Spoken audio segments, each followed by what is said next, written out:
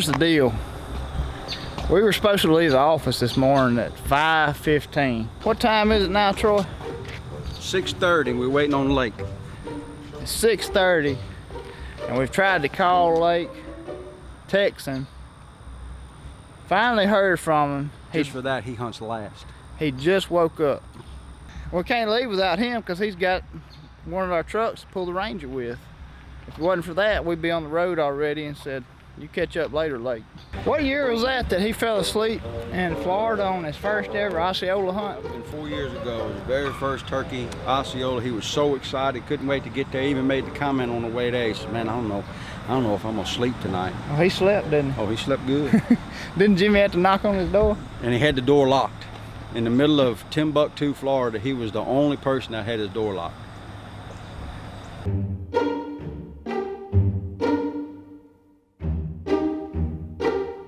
I see him finally rounding the bend. He must have been driving like 20 miles an hour.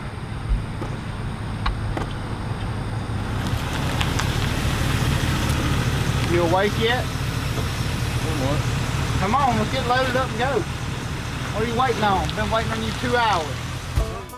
Finally, Lake shows up and the guys hit the road. At the same time, coming in from the north is Brad Ferris. He's been in Colorado this past week and can't wait to meet up with the guys. Hello, I'm Wilbur Primos. All these hunts are exactly as they happen. There's no fancy edits, there's no stage scenes. The calling you're gonna hear is excited calling, but all these hunts are as they actually happen, and that's why we call it the truth about hunting. When the truth began in 1987, we had no idea where this journey would take us. 30 years later, we're still having fun. Welcome to Primo's Truth About Hunting.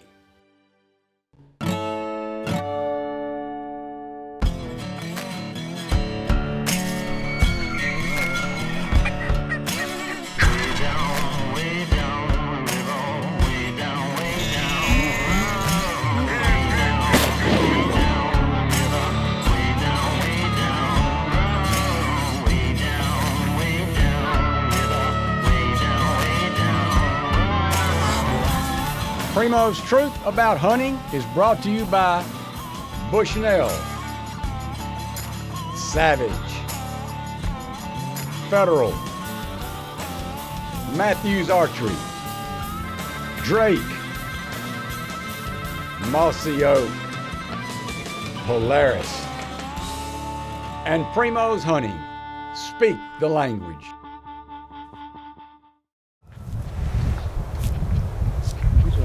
Too. Kind of sour, but it's a good acre. We don't have acorns here very often. We didn't think it'd be this year because it's been so dry, but that's and this on this ranch here. Typically, in the past when we'd find acorns on these trees, it'd been the only thing we could put together with the elk were in here. There's a lot of oak brush on this whole ridge. Now it'll be acres all through here. Yeah. I mean, it's a lot of them on the ground. What was it 3 years ago? When Troy killed the Macklemore bull? Yeah. And that was just right around this curve where we're going. Them elk it was weird during the day. They'd come out here in the open. Yeah, I don't know what they, and they would come back in here and then stay in the trees during the night. And then we'd come back, catch them in the morning, coming back out there because that's where the water is. So yeah. They feed all night on the acorn and go out there and lay up out in the 90-degree sun. But you know, as many years as we've hunted here on this ranch in New Mexico, every year, I mean, we find similarities, but every year the elk are different. A little bit. And now we got acorns. We know we got limited water, which has an effect on them because hadn't had any rain, so the grasses are not near about what they usually So are. they're going to be going, I would think, after. So all we can do is just walk and find and look and listen and figure out where they're at. We're actually a couple days early. I mean, we're on today's what, the 13th? I think so.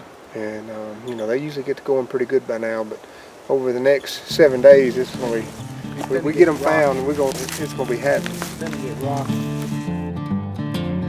Jordan brought his bow along today just in case. But like always, the first days are usually for scouting, finding the elk and watching their patterns. Every year's different, and this one is no exception. With the dry conditions in New Mexico this year, it looks like the key to this hunt is going to be finding the water sources. And that wind's getting a little crisp to it. It is, but I tell you what, that sunset is what a pretty way to end the day, huh? Man, you don't get these in the pine rows. But what we did find out, and the only way to find out is just, walk and look, and we got here, this tank is, I don't hardly ever remember it being dry, but it is not a drop of water. Now that other series of dirt tanks down through there we can see water in them, and then water in the bottom. and that big oak hammock or mott, whatever you call it, that group of oaks out there, that's where all the elk are. Right below the spit. And they're just right there in the acorns. I mean, they always go to the acorns, but the big group of elk that we spotted is way off. What you thinking about in the morning? You want to go after those or the big herd? I'd rather go after them. I'll take my chance. I'd rather go where it actually is. All right. Well, we got a couple mile hike back to the truck, so let's. Is it that far? It probably is. Oh, Lord. You'll be all right. Wasn't too bad. That was fun happening. We saw elk. We saw a beautiful sunset. Yeah, and we know what to do in the morning. I have so enjoyed it already.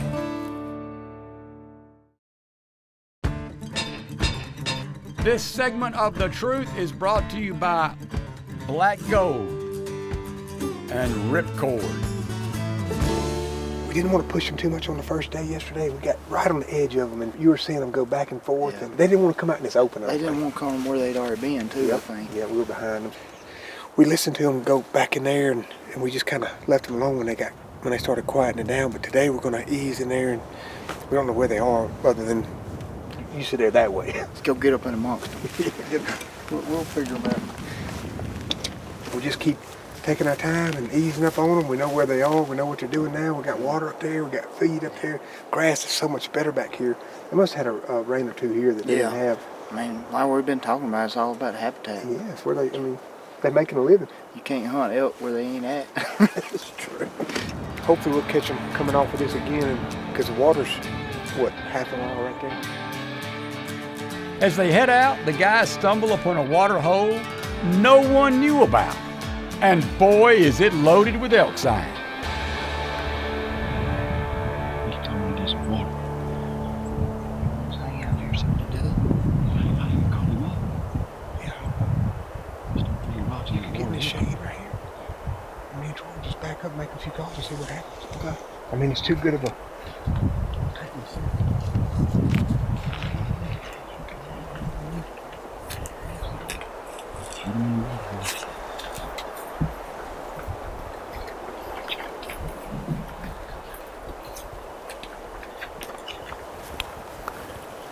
Back up a little bit, like.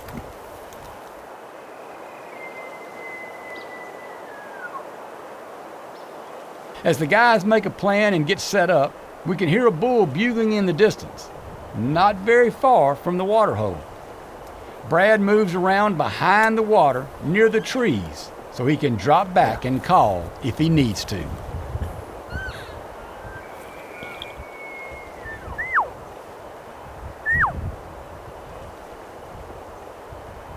Brad is throwing rocks in the water to make the bull we hear bugling think there's more elk in the water wallowing around. We've learned through the years that the more realistic your calling and elk sounds are, the better your chances. He's getting closer, and came across this water hole. Brad and him been hunting this place 16 years and didn't know this hole was here, and all those elk are up the hill. But if you look at the water of this hole, it is muddy like chocolate milk, so they are obviously spending a lot of time here.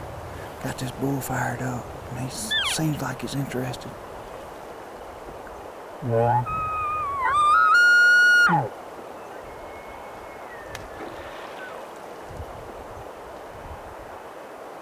One in the middle's the closest. All right, I see him. He's straight through there, 2 o'clock, coming this way. Looks high. He's coming to the left. I bet though.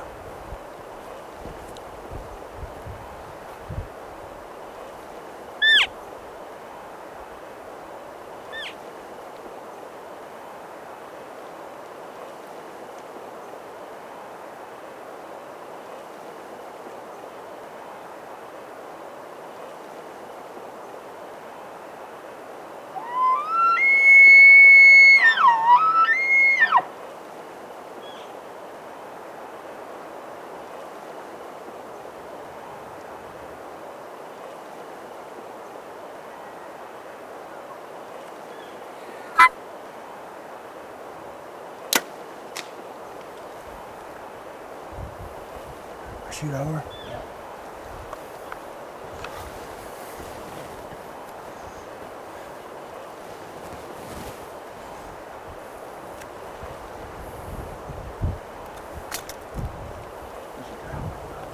Yeah.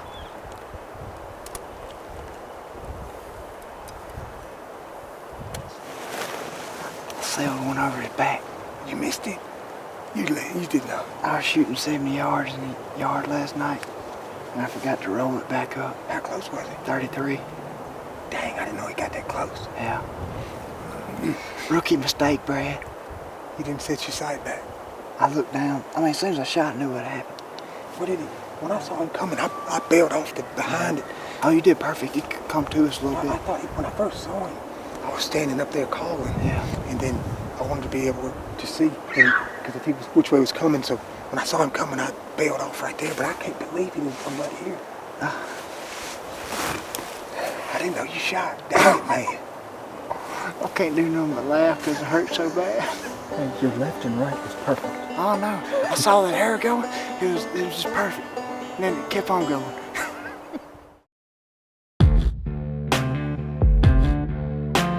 Before the break, the team headed out in search of water here in New Mexico.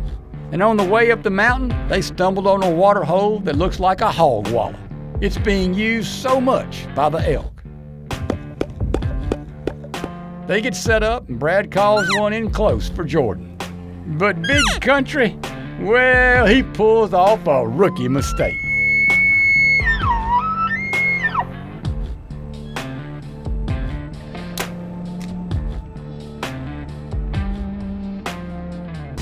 Sailed one over his back. You missed it? You did not. I was shooting 70 yards in the yard last night, and I forgot to roll it back up. Rookie mistake, Brad. You didn't set your sight back. I looked down. I mean, as soon as I shot, I knew what happened. I can't do nothing but laugh because it hurts so bad. Midday, the guys stop and take a break. While eating lunch, they decide to head back to the same water hole for the evening hunt. I'm here this morning, and I missed that bull. 30 yards over there because I forgot to roll my sight back up. I've got a roller, black gold. It goes from 50, whatever, if I just target practice anyway. I forgot to roll it back up and missed the bull. And came back this afternoon. We're gonna just hang out and listen to them, call a little bit, and just kind of figure out which way they're going off for the evening. That bull's answering. Man, I've had some good luck calling bulls in at these secluded water holes like this. We just walked up on this and had no idea it was even here. Wind's starting to pick up, T. That's good though, it's perfect though. Kind of south, southwest.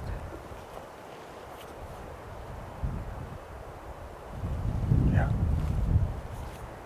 So what I'll do is I'll start calling right here. Lake and Jordan are set up right there. And if the bulls will get one coming in, then I can go that way or that way and, you know, use your sight roll, right? Yeah, I just checked it like 3 times. He's definitely moving closer, like. Yeah. Right. Yeah, I think he's coming.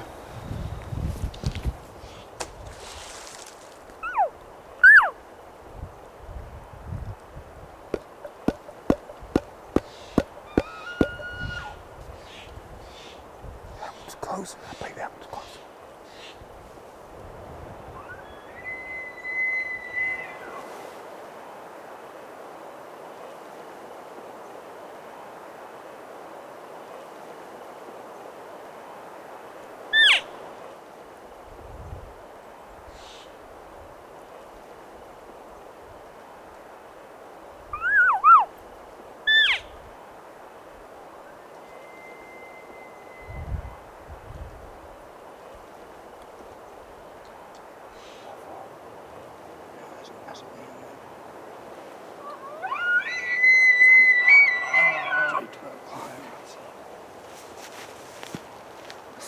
He's right behind that tree to the left.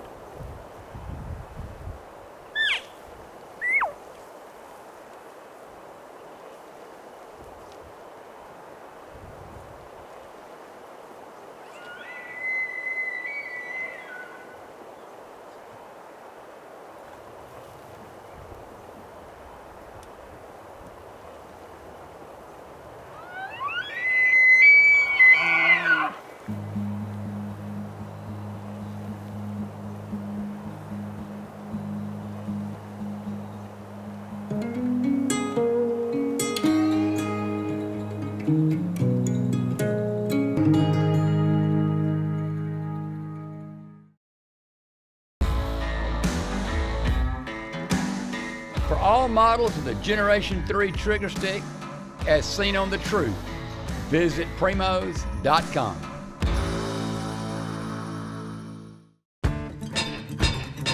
This segment of The Truth is brought to you by Ozonics and Tight Spot Quivers. That's a win.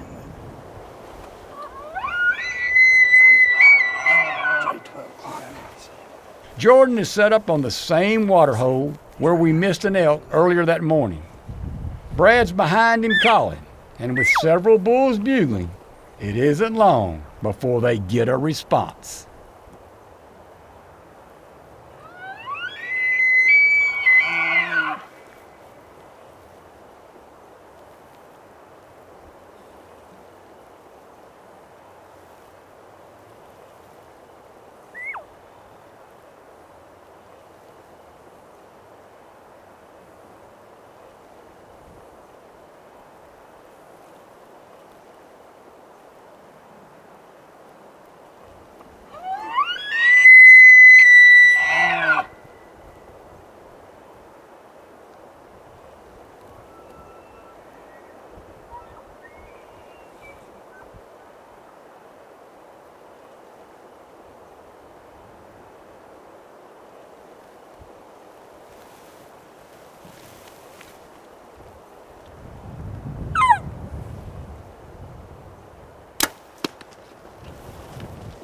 Stroke him. Stroke him.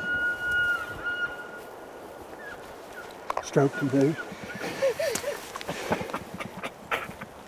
I didn't shoot high on that one. My sight was set right on that one, buddy.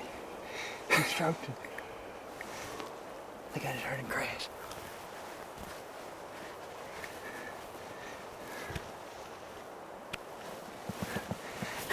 Hey, my sight was on the right setting that time.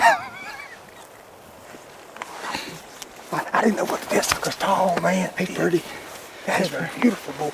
I didn't know he was that big till he got right here and he was walking at us. He's really pretty. He was coming like that and I got behind that leg and I just left Troy. I left him. I had to go. Cause I had to. He did perfect, man. Where was he at when you shot him? Right there. Top pin. 20 yards. He's like 25. That's a beautiful. You hit him good? Oh yeah. I could tell it sounded good, but I couldn't see it. Come up that leg. Got about this much above his heart. Yes. Thank you, buddy. Good job. That was fun. Hey. T-Roy. Hey, bro. Golly. Look, this is the same place we were this morning. Yeah. And you missed him because you had your sight rolled up to 70 yards. And he was 32. Yeah. Man, I thought he was he on the edge of the bank right there? Yeah, he's right. He was finna go across the levee. I couldn't tell. I could see pieces of him back in there. He's finna go across the levee and I stopped him. He was right in here somewhere. We were sitting right there. That's a good looking spot from over here. In the shadows. It was in the shadows this morning and this evening. Yeah, man, you couldn't ask for anything better. So, look at the side of this thing. Had a little bit of cover to draw back in there.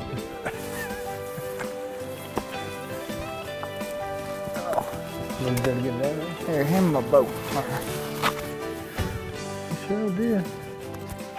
Okay, you come right over this, right beside this bush. He was standing over there. I mean, and you're shooting 7 foot over top of him. It flies a little farther.